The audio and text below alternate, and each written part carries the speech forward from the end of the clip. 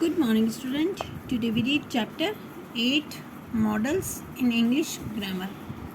तो मॉडल में बच्चों हमने पढ़ा था कि मॉडल्स क्या होते हैं. मॉडल्स वर्ब फॉर्म की तरह ही है, वो यूज़ होता है. यानी मॉडल्स भी है वो एक्शन वर्ड्स है.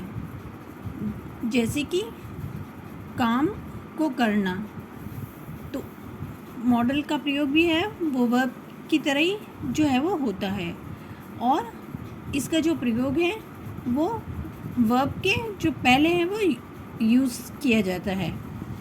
तो हमने मॉडल में कैन, कुड, मे इनके बारे में पढ़ लिया था. Today we read might. तो माइट का प्रयोग कब होता है बच्चों?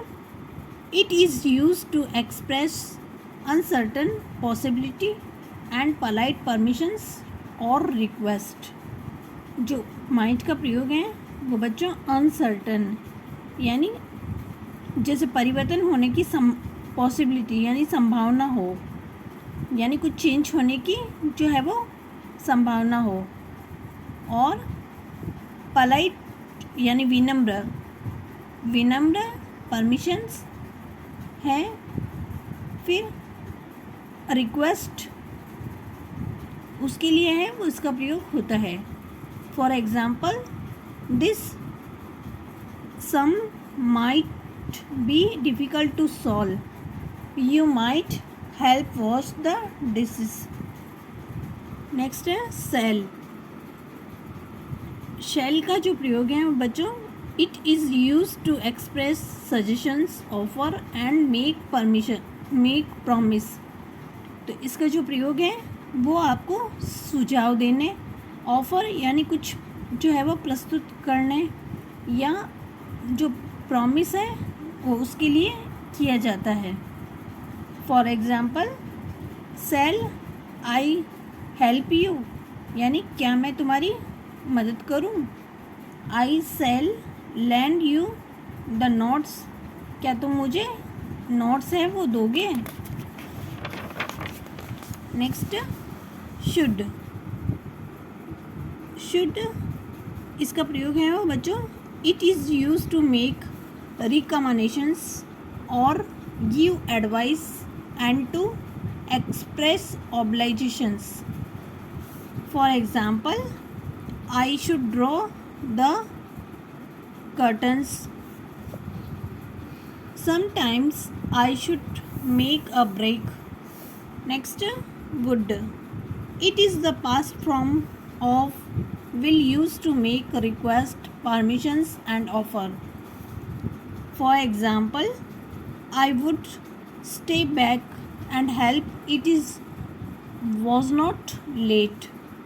Would you pass the library on the way to the office. Next है बच्चों will. It is used to make predications and future permissions. Will का प्रयोग है वो प्रेडिकेशंस और फ्यूचर परमिशन यानी फ्यूचर यानी भविष्य में जो आपको प्रॉमिसेस, और प्रेडिकेशंस यानी जो स्वीकृति है वो चाहिए तो उसके लिए. For example, I will join the academy soon. फिर I will stop being lazy यानी it is used to make predications and future promises.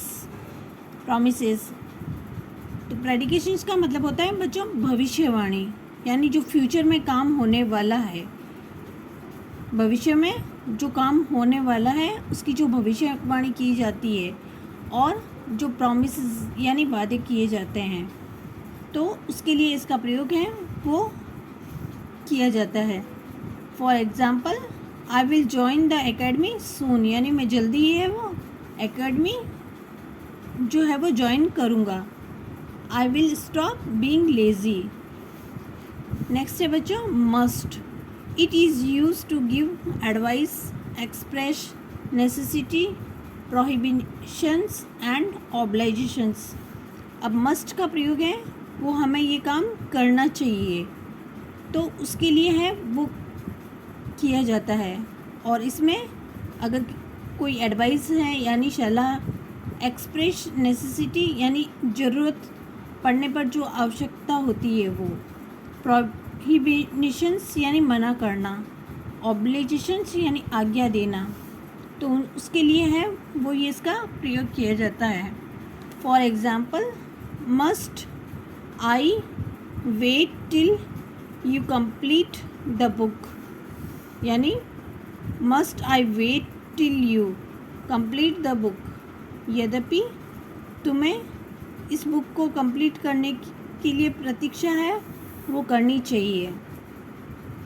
You must collect the car before tomorrow.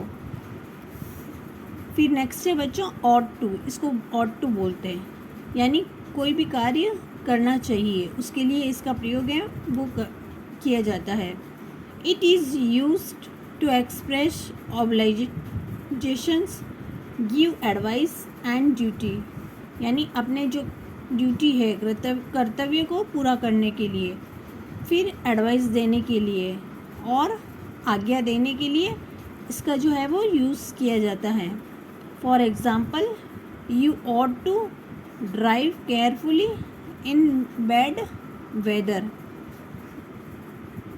तो इसका मतलब है तुम्हें अगर मौसम ख़राब हो तो तुम्हें बहुत सावधानी से है वो जो ड्राइविंग है वो करनी चाहिए।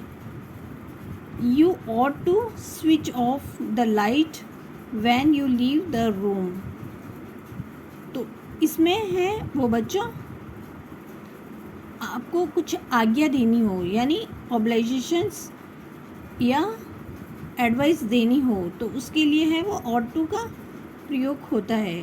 अब आपको ये ध्यान में रखना है बच्चों कि इनका जो है वो ये जो मॉडल्स हैं इनका प्रयोग कैसे किया जाता है। कुछ मॉडल्स हैं वो वर्ब के पहले है वो यूज़ होते हैं, और ये जो आज मैंने चैप्टर पढ़ा है बच्चों उसको वापस आपको रीड करना है। ओके बच्चों, हैव ए नाइस डे।